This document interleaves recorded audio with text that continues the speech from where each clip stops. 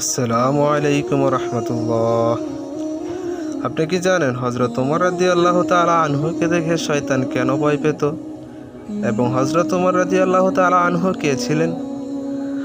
হজরত উমর রাদিয়াল্লাহু তাআলা আনহু ছিলেন ইসলামের দ্বিতীয় খলিফা এবং একজন সাহাবী। তিনি তার সাহস, ন্যায় বিচার ও দৃঢ়তার জন্য বিখ্যাত ছিলেন। হজরত উমর রাদিয়াল্লাহু তাআলা আনহুকে দেখে শয়তান ভয় পেত কারণ হজরত উমর রাদিয়াল্লাহু তাআলা আনহু ছিলেন অত্যন্ত ঈমানদার ব্যক্তি। আল্লাহর প্রতি তার ভয় ছিল অত্যন্ত প্রবল। শয়তান জানতো যে হজরত উমর রাদিয়াল্লাহু তাআলা আনহু কখনোই আল্লাহর অবাধ্যতা করবেন না এবং যে কোনো অন্যায়ের বিরুদ্ধে দাঁড়াবে।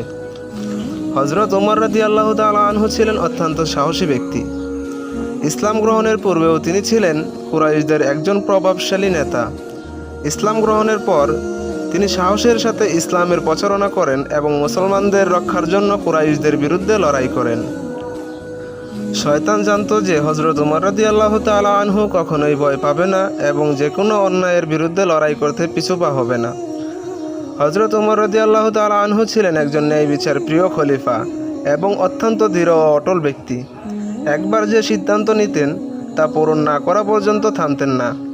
শয়তান জানতো যে হজরত উমর রাদিয়াল্লাহু তাআলা আনহু তার সিদ্ধান্ত থেকে সরে আসবে না এবং যে কোনো লক্ষ্য অর্জনে অটল থাকবে।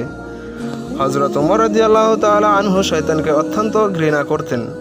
শয়তানের ষড়যন্ত্র ও অন্যায়ের বিরুদ্ধে লড়াই করতে তিনি সর্বদা সচেষ্ট থাকতেন। শয়তান জানতো যে হজরত উমর রাদিয়াল্লাহু তাআলা আনহু তাকে কখনোই শান্তিতে থাকতে দেবে না এবং সবসময় তার বিরুদ্ধে লড়াই করবে। এই সকল কারণে শয়তান হজরত উমর রাদিয়াল্লাহু তাআলা আনহুকে দেখে ভয় পেত। আমাদের ভিডিওটি ভালো লাগলে চ্যানেলটিকে সাবস্ক্রাইব করে পাশে থাকার অনুরোধ রইল।